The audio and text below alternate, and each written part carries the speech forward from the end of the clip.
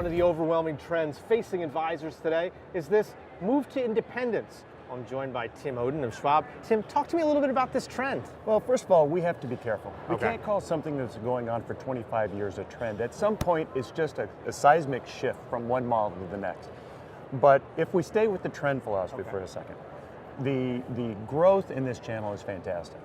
Last year was a terrific year for Schwab. In fact, in terms of net new assets with advisors that are moving towards the independent channel, it was our best year ever.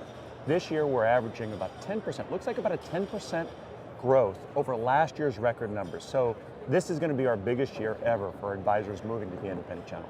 So why does this happen? First of all, because it's a better model.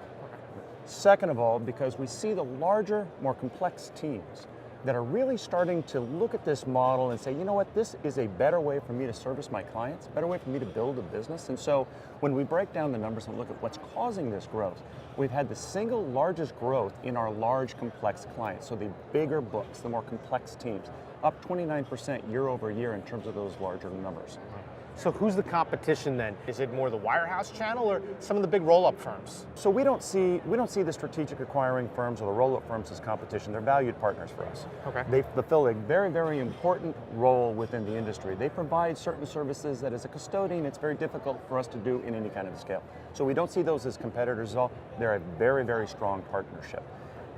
The momentum of staying where you are is always, has always, and will always be our biggest competition. It's very difficult to overcome just the status quo. You know, it's easier for me to just continue. Listen, these teams are successful.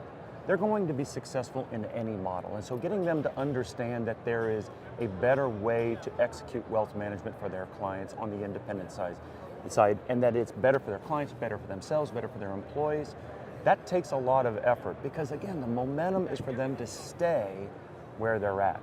The good news is many of the artificial constraints that these advisors have enjoyed over the last few years, including their retention bonuses, are starting to sunset. So the economic picture is getting better for these teams, and so now they're starting to ask questions in advance of the last tranche of those starting to fall off. What's it like? What's my next move? And should I stay within the wirehouse model? Should I stay within the banking model, or should I give independence a closer look? Our funnel right now, looking forward for the next 12 to 24 months, is absolutely as robust as it's ever been for that reason. And you mentioned the status quo. That's usually what keeps folks in the wirehouse. Absolutely. And when I ask them, why aren't you moving? They always say the same thing. I don't know what's going to be like when I take that first step. It's that first 90 days. Talk to me about what's like in that first 90 days. Well, so we have to divide our conversations into two phases.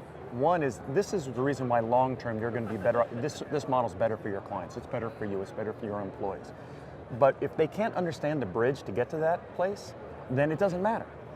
So we spend much more time now talking about what the 60 days prior to they're resigning from their current firm, and then the 90 days post-resignation, what that experience is like. And in fact, over the last 3 years, that's where we've made the most significant investments in our firm, in our support of advisors, by bringing in consultants, bringing in teams that assist with the process, decision support, what's the economics look like, developing pro forma statements, for example, helping them understand third parties, vendors, and partners that they can use to make the transition easier for them. That includes legal resources, compliance resources, technology partners, asset management firms. We bring all of those people to bear to help them understand these are the steps it takes to go from where you're at to where you want to be successfully. And in the process, we get them more comfortable that, yeah, you know, listen, nobody likes to go through a transition. Every time you go through a transition, you say, I swear this is my last one. But if you understand the value of what happens when you're done with that transition, you're willing to take a little short-term inconvenience to make a long-term gain happen. We are very successful now at mapping out what that bridge looks like.